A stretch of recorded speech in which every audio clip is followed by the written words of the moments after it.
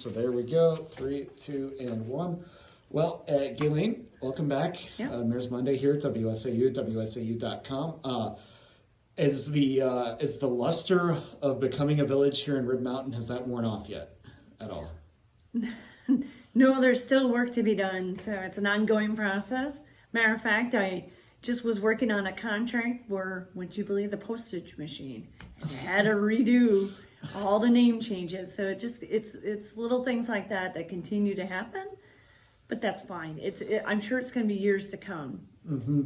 Yeah, well, I'm even looking in the lobby out here. You still got things that say town. You've got things that say village. I mean, 5 years from now, we might still find something that's, wait a minute, we never actually changed that. We didn't actually flip that. This is old. So I'm sure there's a lot of little changes that need to be made, right? Yep, absolutely. Absolutely. But as far as the big ones, the ones that everybody are seeing, I know the water utility was going to be the biggest, or the one that might actually impact lives most on a daily or a quarterly basis. How has that transition gone? So yeah, we actually have moved the water utility. The utility clerk has now moved into our building. So they were down over by King's Campers for years and years and years. And that's worked really well. And the big change on that end was the software change. So we're going through our first upcoming billing cycle with the new software. And it always makes you a bit nervous, but it's part of the process. But we're all on the same system. So I think that's been good. And we're part of the process of like educating the public and letting them know that they now can come down here at the municipal center and pay their utility bills, which we were getting in the past anyways, but now it's for sure, and all the phone numbers and emails and everything that goes with it has already started that process as well. So I'm guessing with now being on the same system, you mentioned there's probably some redundancies in there that actually make things better for the employees on your end, right? Because now they can maybe there's less going between one system to the other to find information when people have questions. Yeah, absolutely. Some efficiencies, as one would say. Yes. So definitely that way. And again, one payroll system. So it's really, one payroll system, one counting system. It's all, part of what we knew we were going to walk into when we went through incorporation. And obviously that was part of that application and part of that process, showing that, we can do it all under one roof. Yeah, and again, the efficiencies, there we go. No, and leave it to somebody else to suddenly figure out the word that I was looking for there. But yeah, the more efficiencies, the better for the people, especially, the people that only need the services here, maybe 4 times a year when they are paying that utility bill and an animal or a pet license, right? Right, absolutely. One-stop shop. Yeah, that's exactly it. And one-stop shop on Rib Mountain Drive as well for so many things, right? And so many more things in the future. I mean, what development can you give us an update on? Of course, I'm going to ask about Chick-fil-A and things like that. We'll get to that in a bit, but the rest of the people that are interested in those projects. Well, actually, Chipotle and the Chick-fil-A project are coming up. So next week, Tuesday, we had to shuffle our meetings around due to the election. So what was approved through the Plan Commission for what they call a Precise Implementation Plan, PIP, that went through Plan Commission last week, Wednesday. Scheduled for village board meeting on Tuesday. So yeah, it's every single step along the process. My understanding is Chipotle is probably at the furthest along in the process as far as what we would see first. And depending on how everything goes with Tuesday, we got a developers agreement we got to get through as well.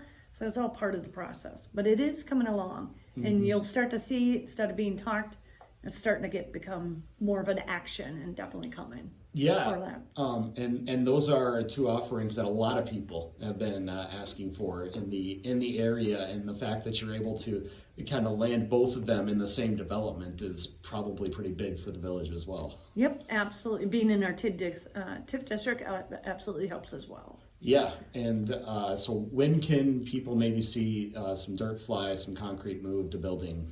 That one I don't have, but I know Chipotle, again, I think they're already, from my understanding is what we use E-Plan. Some of that stuff is already working, getting plans already approved, etc. So again, our process is it's got one more step coming in through next week, get a developers agreement. It'll be coming in. It'll be clicking along soon. Yeah, before we know it, we'll have the burritos and the chicken sandwiches flying there in an area that has seen a lot of development as well, because obviously Jersey Mike's opened in that area not too long ago. Traffic in that area is probably more of a nightmare than people would like, and I know that's something that is on your radar as well, because you want people to come here and spend the money, but you also want them to get in and out safely as well. Right, and that has been in the discussion. It's been coming up quite a bit in the recent, whether it's been through the Public Works Committee, and then at the last Village Board meeting, we approved moving forward with a contract on having, it was actually originally, it was supposed to be the Valiant Way and having a double left-hand turn lane, but as part of that process and kind of working on efficiencies.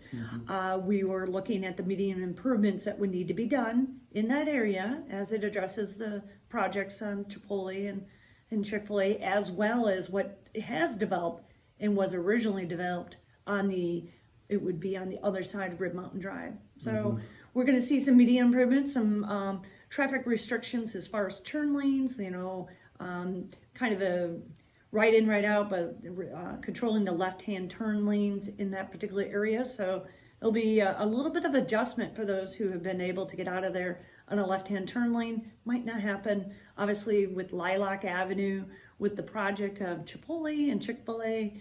We're gonna, more of the aim is trying to push the traffic onto Lilac Avenue, where those road improvements are scheduled to happen. But as far as Valiant Way and the median improvements, and then there's going to be a turn lane, which is part of that development project, that you can see is probably going to happen this summer. So that's how fast that's going to start to happen. Right, and when you're looking at the traffic counts in that area, I mean, what are you seeing now, and what are you anticipating? I mean, is development like this going to indeed bring traffic up that much that these improvements would be needed?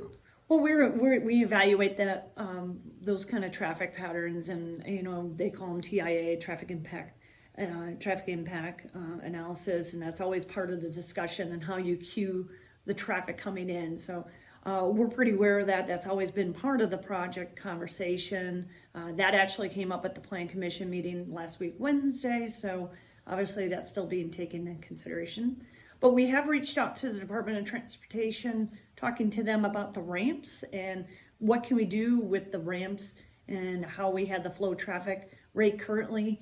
They have 2 left-hand turn lanes that go southbound to Rib Mountain Drive and 1 lane that turns right onto Rib Mountain Drive. We wanted to see if we had that conversation to talk about what can we do to make that a little bit better. Matter of fact, we're going to have a Public Works Committee to talk about working with the DOT and addressing being ahead of it versus being behind when everything starts to really develop and back up, knowing that we have the project that we're talking about right now and other projects that might be forthcoming. Would that be Woodman's? That could be Woodman's.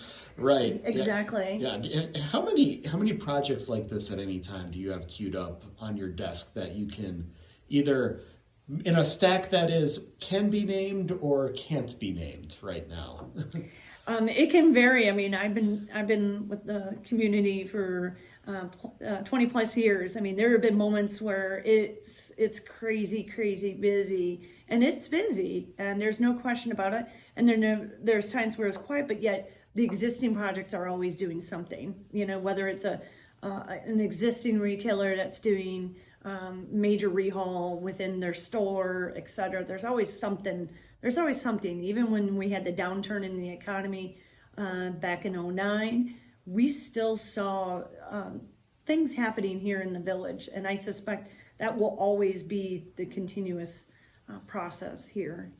Now that piques my interest, because that says, what is it then in Rib Mountain that has made this area so resilient? Because again, that economic downturn in 2008, 2009, I know how bad that was. I graduated from college at that and entered the job market into that economy.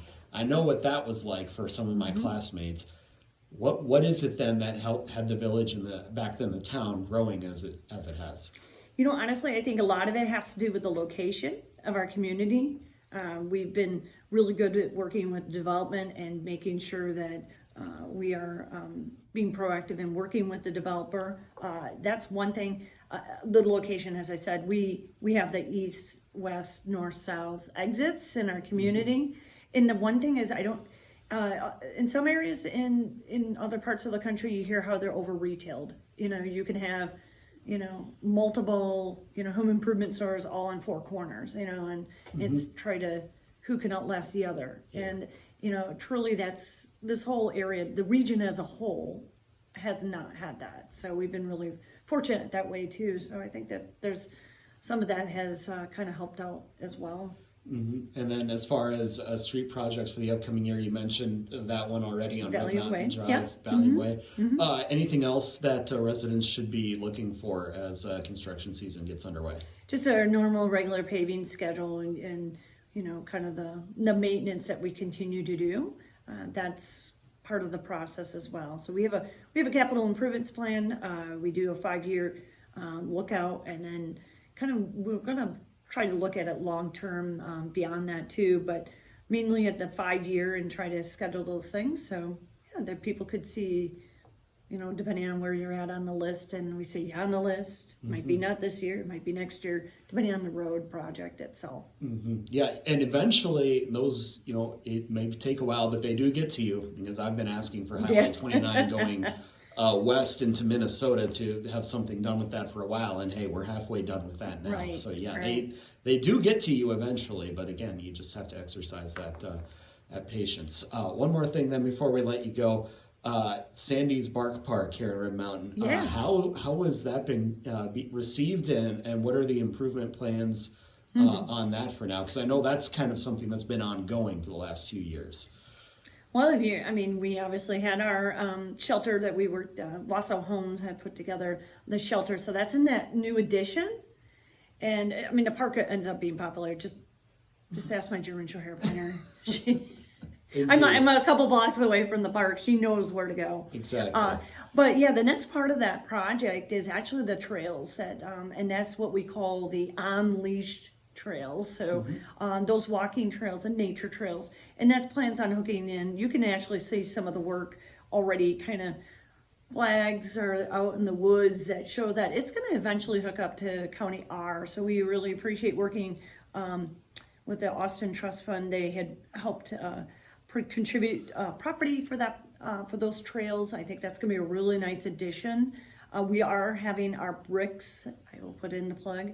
We have our brick sale. So if you are at the shelter that Wausau Homes have worked on, there is a brick area where you can buy a brick and have your, whether it's your dog or in memory of your dog, of course, or maybe it's just a nice happy kind of saying that you want to put on a brick. We have bricks for sale, and that helps put funding towards the projects.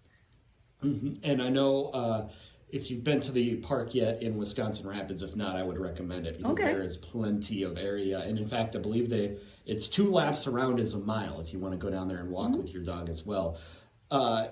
I kept saying before Mayor Shane left office, what you see out here in the park is not going to be what you see in 5 years, because we want to develop it.